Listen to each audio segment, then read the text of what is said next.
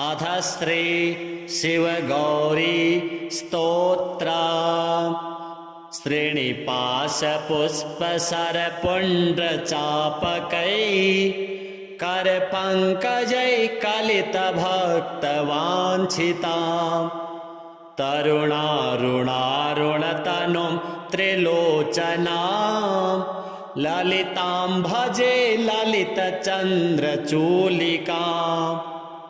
ललिता विभूषित निजाङ्गमूर्तये ललितेषु चापश्रेणि पाशपाणये उदयारुणाद्योतिमुषे दयाजुषे मदनेश्वराय महते नमो नमः। अञ्चत्पञ्चशिखोच्च मञ्च निकटे चक्रासनाध्यासिनी सौन्दर्यस्य महीं नवाब्दवयसं गौरीं कुलालापिनी माला पुष्पश्रेणी गुणाञ्चितकरां पूगप्रमाणस्तनी बालां श्रीललिताम्बिकां दुहितरं लीलासमुद्रां भजे चिन्तामणिग्रहवराञ्चितशक्तिचक्र रक्षाकरं कलितकुङ्कुमरक्तवर्णं सौन्दर्यराशिवपुषं दशवर्षदेश्यं वन्दे कुमारमदने स्वरमिन्दुमौलिम् अपराजितनामधेयमस्वं सुखमारूढवती सुवर्णवर्णा विलसन्मणिवेत्रपाशहस्ता परिभूयात् परमेश्वरी सपत्नान् अधिरुह्य जपारुणं तुरङ्गं करपद्माञ्चितवेत्रपाशशक्तिः परिभूतविपक्षपक्षकोऽव्यात् अरुणाभ परमेश्वरी सहायः रक्तां विचित्रवसनां नवचन्द्रचूडाम् अन्नप्रदाननिरतां स्तनभारनम्रां नृत्यन्तमिन्दुसकलाभरणं विलोक्य हृष्टां भजे भगवतीं भवदुःखहन्त्रीम् उदञ्चिता कुञ्चितवामपादं समञ्चिता हिन्दुकृशानुहस्तम् अन्नप्रदां वीक्ष्य मुदा महेशीं नटन्तमाद्यं नटमाश्रयामः अरुणारुणाकोटितुल्यकान्तिं श्रीनिपाशाभयवाञ्छितप्रदानैः अनुरक्तकरां नवेन्द्रचूडाम् अखिलेशीं भुवनेश्वरीं भजामः उदञ्चिता कुञ्चितवामपादं समञ्चिता हिन्दुकृशानुहस्तम् अन्नप्रदां वीक्ष्य मुदा महेशीं नटन्तमाद्यं नटमाश्रयामः अरुणारुणाकोटितुल्यकान्तिं श्रीनिपाशाभयवाञ्छितप्रदानैः अनुरक्तकरां नवेन्दुचूडाम् अखिलेशीं भुवनेश्वरीं भजामः बालेन्दुकलितोत्तंसं बालारुणसमद्युतिं पाशाङ्कुशवराभीति करं शम्भुं समाश्रये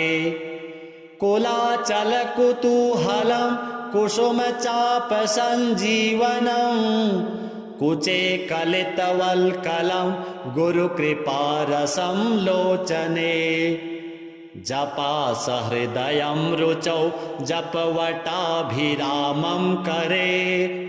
जटानिबीडितं कचे जयति जीवितं शाम्भवम् दत्तात्रेयं शिवं शान्तम् इन्द्रनीलनिभं प्रभुम् आत्ममायारतं देवम् अवधूतं दिगम्बरम् भस्मोद्धूलित सर्वाङ्गं जटाजूटधरं विभुम् चतुर्बाहुमुदाराङ्गं प्रफुल्लकमलेक्षणम् ज्ञानयोगनिधिं विश्वा गुरुं योगिजनप्रियं भक्तानुकम्पिनं सर्व साक्षिणं सिद्धसेवितम् एवं यः सततं ध्यायेत् देवदेवं सनातनं स मुक्तः सर्वपापेभ्यो निःश्रेयसमवाप्नुयात्। श्रीशाम्ब सदाशिवार्पणमस्तु। श्रीनिपाशपुष्पसरपुण्ड्रचापकैः करपङ्कजैः कलितभक्तवाञ्छिताम् तरुणारुणारुणतनुं त्रिलोचनां ललितां भजे ललितचन्द्रचूलिकाम् ललिता विभूषितनिजाङ्गमूर्तये ललितेषु चापश्रेणि पाशपाणये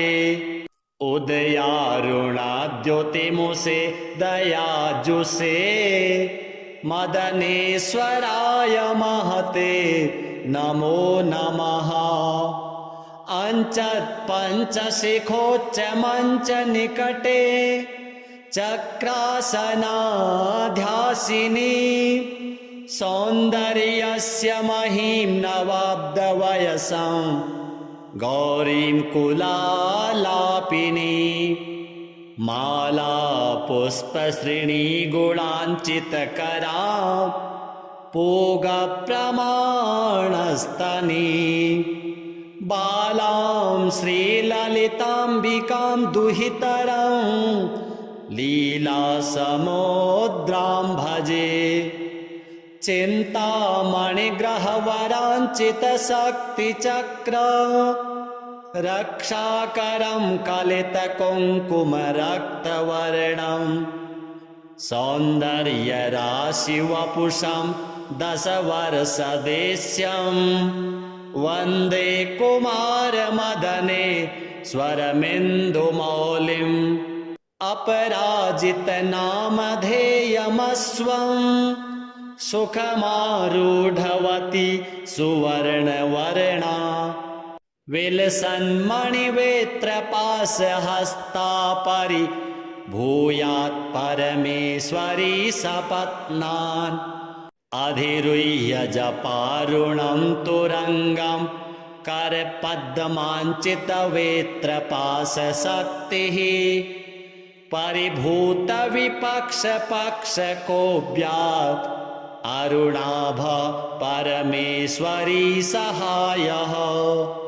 रक्तां विचित्रवसनां नवचन्द्रचूडाम् अन्नप्रदाननिरतां स्तनभारनम्रां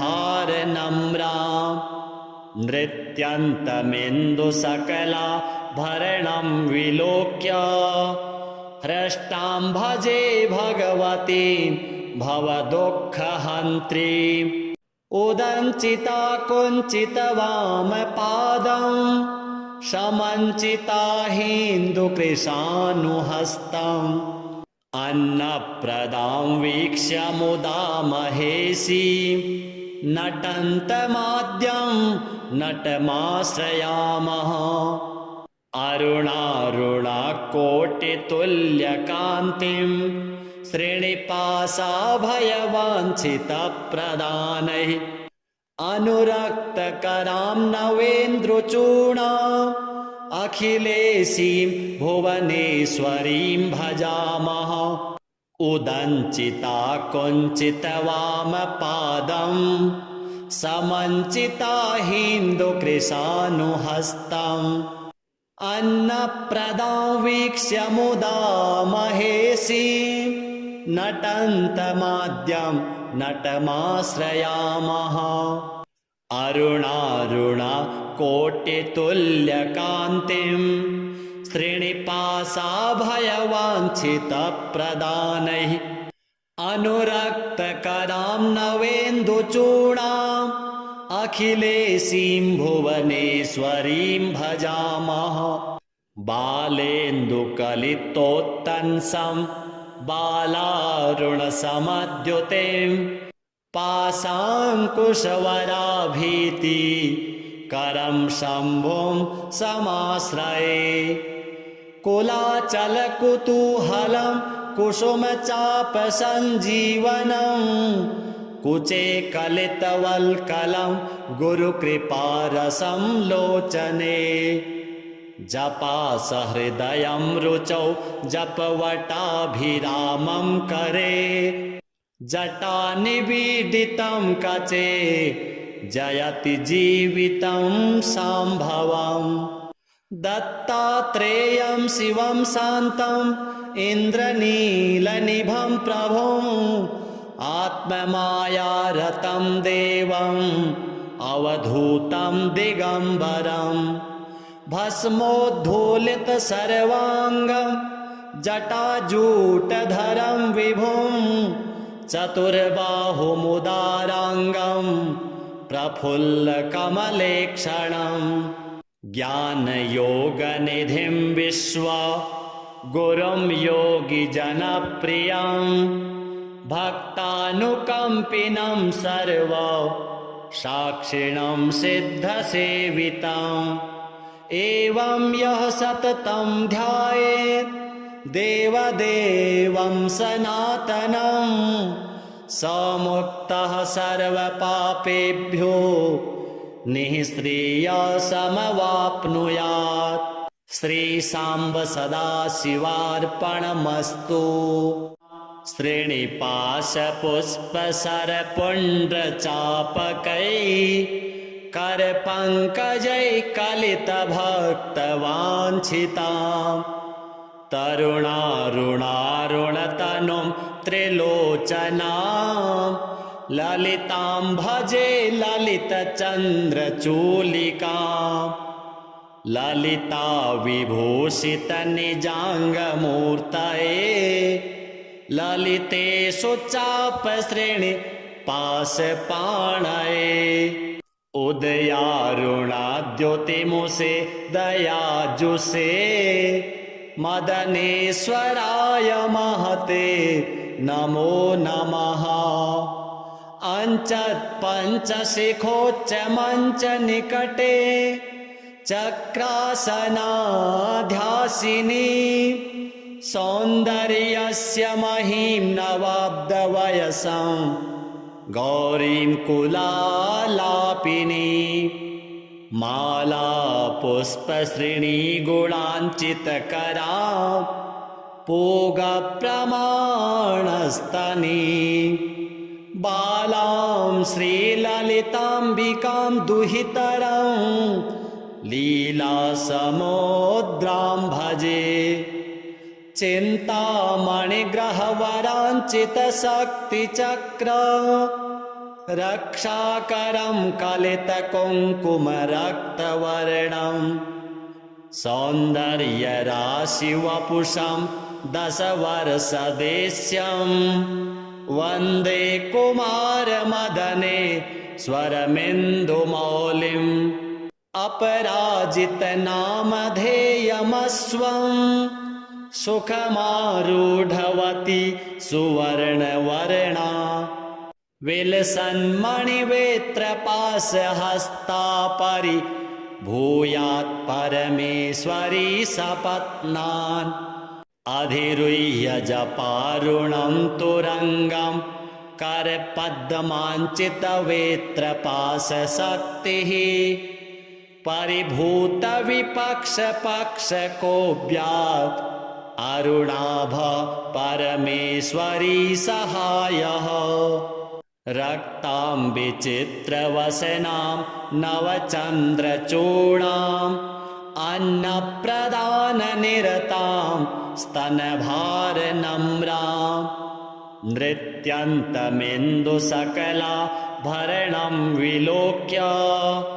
हृष्टां भजे भगवतीं भवदुःखहन्त्रीम् उदञ्चिता कुञ्चितवामपादं समञ्चिता हिन्दुकृशानुहस्तम्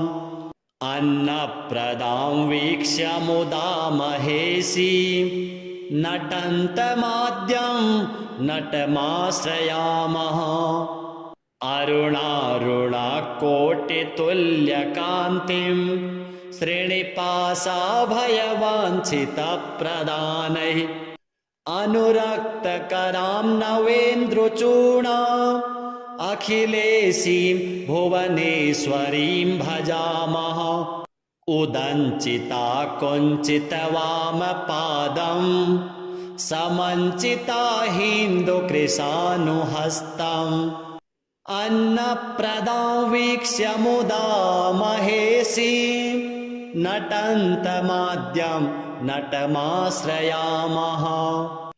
अरुणारुणाकोटितुल्यकान्तिं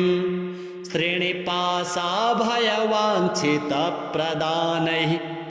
अनुरक्तकरां नवेन्दुचूडाम् अखिलेशीं भुवनेश्वरीं भजामः बालेन्दुकलितोत्तंसं बालारुणसमद्युतिं पाशाङ्कुशवराभीति करं शम्भुं समाश्रये कुलाचलकुतूहलं कुसुमचापसञ्जीवनं कुचे कलितवल्कलं गुरुकृपारसं लोचने जपासहृदयं रुचौ जपवटाभिरामं करे जटानिबीडितं कचे जयति जीवितं शाम्भवम् दत्तात्रेयं शिवं शान्तम् इन्द्रनीलनिभं प्रभुम् आत्ममायारतं देवम् अवधूतं दिगम्बरम् भस्मोद्धूलितसर्वाङ्गं जटाजूटधरं विभुं चतुर्बाहुमुदाराङ्गं प्रफुल्लकमलेक्षणं ज्ञानयोगनिधिं विश्वा गुरुं योगिजनप्रियं भक्तानुकम्पिनं सर्व साक्षिणं सिद्धसेवितम् एवं यः सततं ध्यायेत् देवदेवं सनातनं स मुक्तः सर्वपापेभ्यो निःश्रेयसमवाप्नुयात्। श्रीशाम्ब सदाशिवार्पणमस्तु। श्रीनिवासपुष्पसरपुण्ड्रचापकै करपङ्कजैकलितभक्तवाञ्छितां तरुणारुणारुणतनुं त्रिलोचनां ललितां भजे ललितचन्द्रचूलिकाम् ललिता विभूषितनिजाङ्गमूर्तये ललितेषु चापश्रेणि पाशपाणये उदयारुणाद्योतिमुषे दयाजुषे मदनेश्वराय महते नमो नमः। अंचत्पञ्चशिखोच्चमञ्चनिकटे चक्रासनाध्यासिनी सौन्दर्यस्य महीं नवाब्दवयसं गौरीं कुलालापिनी माला पुष्पश्रेणीगुणाञ्चितकरां पूगप्रमाणस्तनी बालां श्रीललिताम्बिकां दुहितरां लीलासमुद्रां भजे चिन्तामणिग्रहवराञ्चितशक्तिचक्र रक्षाकरं कलितकुङ्कुमरक्तवर्णं सौन्दर्यराशिवपुषं दशवर्षदेश्यं वन्दे कुमारमदने स्वरमिन्दुमौलिम् अपराजितनामधेयमस्वं सुखमारूढवती सुवर्णवर्णा विलसन्मणिवेत्रपाशहस्ता परिभूयात् परमेश्वरी सपत्नान् अधिरुह्य जपारुणं तुरङ्गं करपद्माञ्चितवेत्रपाशशक्तिः परिभूतविपक्षपक्षकोऽव्यात् अरुणाभ परमेश्वरी सहायः रक्तां विचित्रवसनां नवचन्द्रचूडाम् अन्नप्रदाननिरतां स्तनभारनम्रां नृत्यन्तमिन्दुसकलाभरणं विलोक्य हृष्टां भजे भगवतीं भवदुःखहन्त्रीम् उदञ्चिता कुञ्चितवामपादं समञ्चिता हिन्दुकृशानुहस्तम् अन्नप्रदां वीक्ष्य मुदा महेशीं नटन्तमाद्यं नटमाश्रयामः अरुणारुणाकोटितुल्यकान्तिं श्रीनिपाशाभयवाञ्छितप्रदानैः अनुरक्तकरां नवेन्द्रचूडाम् अखिलेशीं भुवनेश्वरीं भजामः उदञ्चिता कुञ्चितवामपादं समञ्चिता हिन्दुकृशानुहस्तम् अन्नप्रदां वीक्ष्य मुदा महेशीं नटन्तमाद्यं नटमाश्रयामः अरुणारुणाकोटितुल्यकान्तिं श्रीनिपाशाभयवाञ्छितप्रदानैः अनुरक्तकरां नवेन्दुचूडाम् अखिलेशीं भुवनेश्वरीं भजामः बालेन्दुकलितोत्तंसं बालारुणसमद्युतिं पाशाङ्कुशवराभीति करं शम्भुं समाश्रये कुलाचलकुतूहलं कुसुमचापसञ्जीवनं कुचे कलितवल्कलं गुरुकृपारसं लोचने जपासहृदयं रुचौ जपवटाभिरामं करे जटानिबीडितं कचे जयति जीवितं शाम्भवम् दत्तात्रेयं शिवं शान्तम् इन्द्रनीलनिभं प्रभुम् आत्ममायारतं देवम् अवधूतं दिगम्बरं भस्मोद्धूलितसर्वाङ्गं जटाजूटधरं विभुं चतुर्बाहुमुदाराङ्गं प्रफुल्लकमलेक्षणं ज्ञानयोगनिधिं विश्वा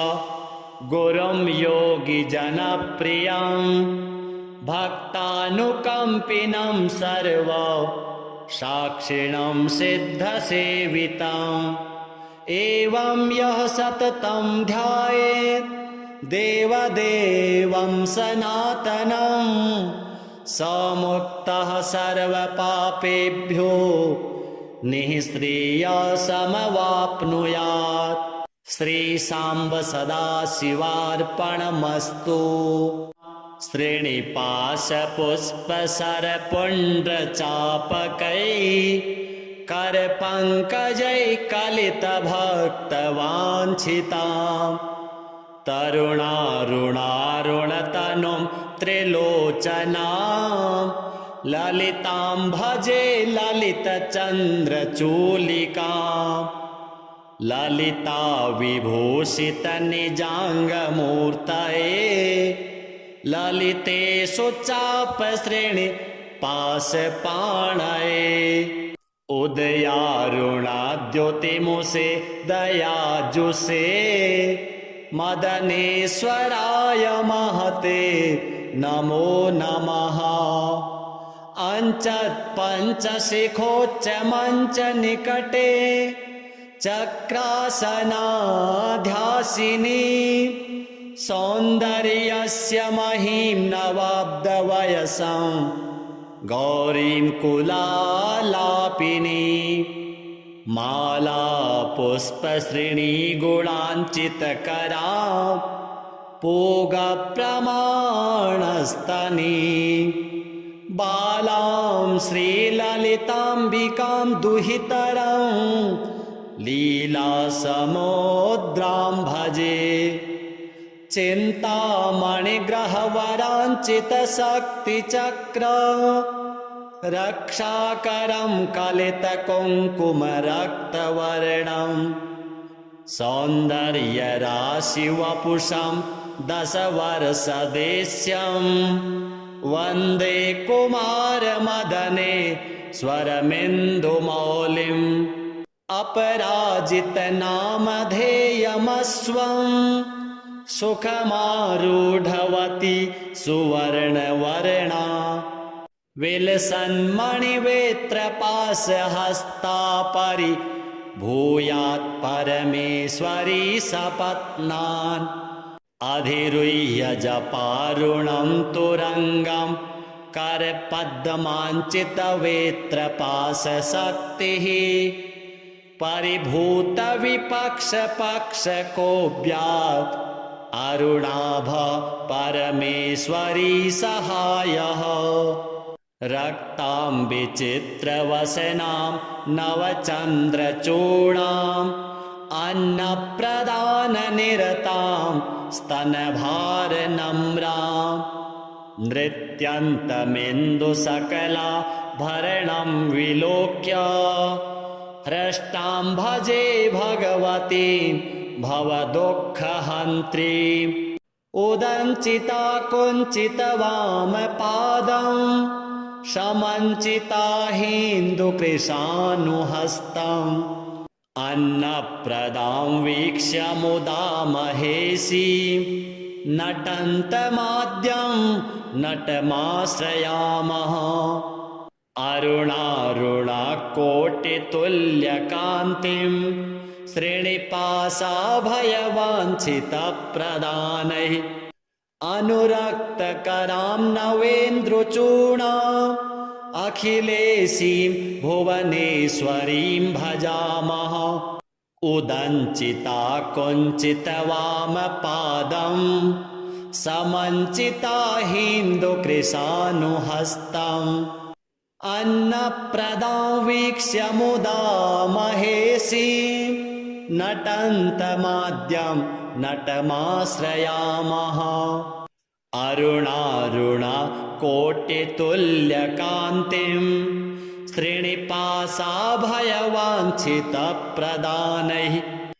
अनुरक्तकरां नवेन्दुचूडाम् अखिलेशीं भुवनेश्वरीं भजामः बालेन्दुकलितोत्तंसं बालारुणसमद्युतिं पाशाङ्कुशवराभीति करं शम्भुं समाश्रये कुलाचलकुतूहलं कुसुमचापसञ्जीवनं कुचे कलितवल्कलं गुरुकृपारसं लोचने जपासहृदयं रुचौ जपवटाभिरामं करे जटानिबीडितं कचे जयति जीवितं शाम्भवम् दत्तात्रेयं शिवं शान्तम् इन्द्रनीलनिभं प्रभुम् आत्ममायारतं देवम् अवधूतं दिगम्बरम् भस्मोद्धूलितसर्वाङ्गं जटाजूटधरं विभुं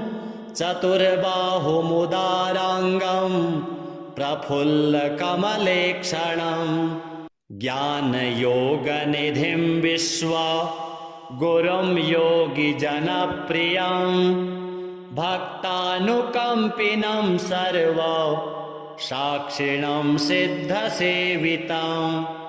एवं यः सततं ध्यायेत् देवदेवं सनातनं